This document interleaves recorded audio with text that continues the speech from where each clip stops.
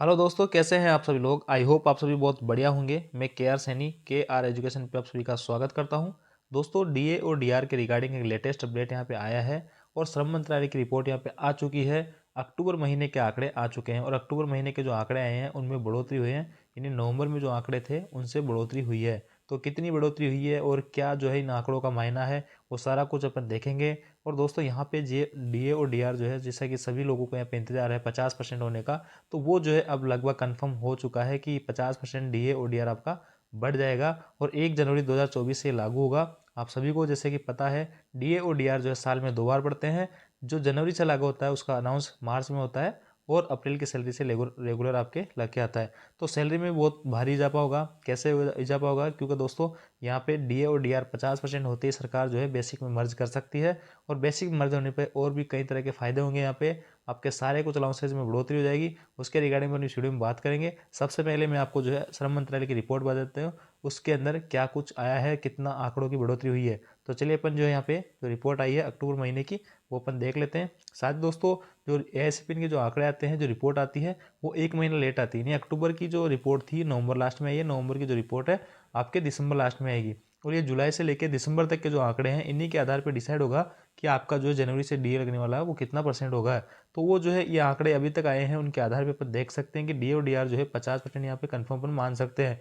और अब जो है मैं आपको रिपोर्ट दिखा देता हूँ कि एआईसीपीएन की जो रिपोर्ट आई है उसमें क्या कुछ लिखा हुआ है, कितने आंकड़ों में बढ़ोतरी हुई है। दोस्तों, आप स्क्रीन पे ये government of India ministry of labour bureau, यानी लेबर ब्यूरो जो है इस एआईसीपीएन की जो रिपोर्ट है और इंडिया कंज्यूमर प्राइस इंडेक्स को जारी करता है। और ये देखिए आज ही की डेट में 30 नवंबर 2023 की डेट का ही ये लेटर है।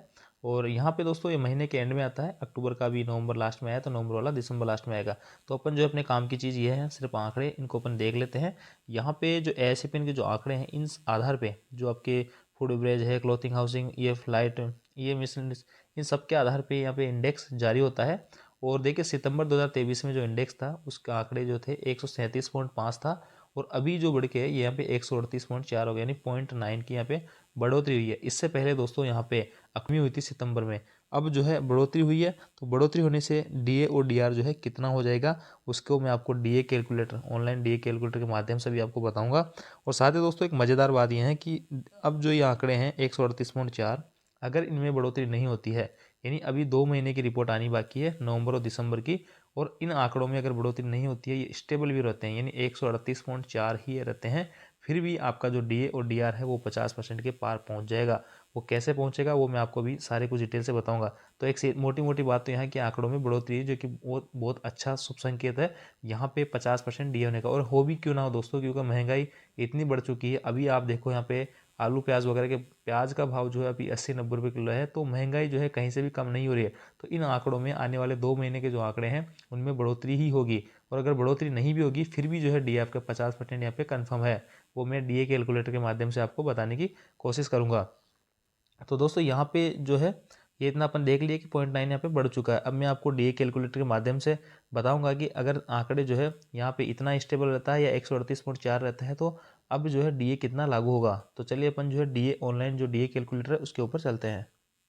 दोस्तों स्क्रीन पे जो है आप डीएनएस अलाउंस कैलकुलेटर देख रहे होंगे और ये कैलकुलेटर देखिए आपके पीछे के, यानी 2019 से लेके आप अभी तक कोई सा भी यहाँ पे डीए देख लीजिए हर 6 महीने में। जो कि यहाँ पे देखिए जून के जो आंकड़े हैं, ये दिसंबर के 2019 के आंकड़े हैं, जून 2020 के आंकड़े हैं। इन्हीं आंकड़ों के माध्यम से आज तक जो है सरकार डीए की घोषणा करती आई है।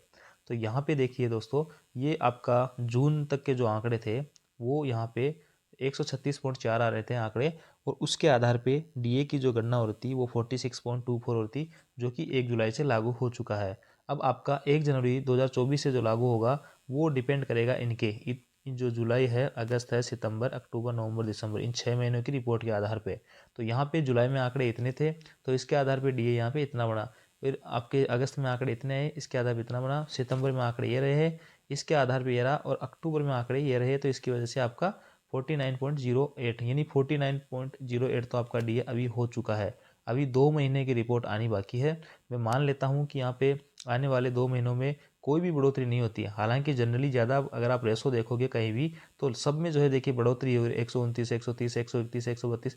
तो मतलब बढ़ोतरी ही हुई है। बहुत कम चांस है कि जो है यहाँ पे आंकड़ों में कमी हुई है। हालांकि अपने पिछले महीने मैंने कहा था कि सितंबर से आपके अगस्त से अब जब अपन सितंबर में गए थे तो आंकड़ों में कुछ कमी हुई थी। यहाँ पे देखिए बहुत भारी कमी हुई थी, लेकिन अब जो है ऐसा देखने को नहीं मिलेगा क्योंकि महंगाई जो है चरम सीमा पे है। अब देख लीजिए, मैं आपको बता देता हूँ कि ये जो है आंकड़ा 138.4 है, इसको मैं मान लेता हूँ कि इसमें बढ़ोतरी नहीं होगी। वैसे 101% जो है चांसेस है कि इसमें बढ़ोतरी होनी संभावित है। अगर इसमें बढ़ोतरी नहीं भी होती है, इतना का इतना भी अगर स्टेबल होता है तो देखिए नवंबर दिसंबर में अगर मैं 138.4 ही रखता हूँ तो फिर डीए जो है अपना कितना निकल के आता है। तो इसमें मैं 138 पॉइंट यहाँ पे 4 डालता हूँ तो यहाँ पे आपका नवंबर तक जो है डीए 49.62 रहेगा।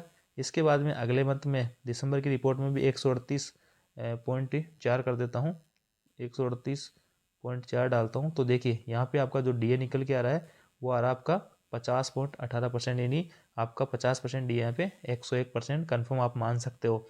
हालांकि दोस्तों ये 50% के ऊपर भी डीए जा सकता है, पूरी प्रोबेबिलिटी है, लेकिन मैं कम से कम यहाँ पे मान के चल रहा हूँ। तो 50% जो डीए आपका यहाँ पे लागू होना कन्फर्म है।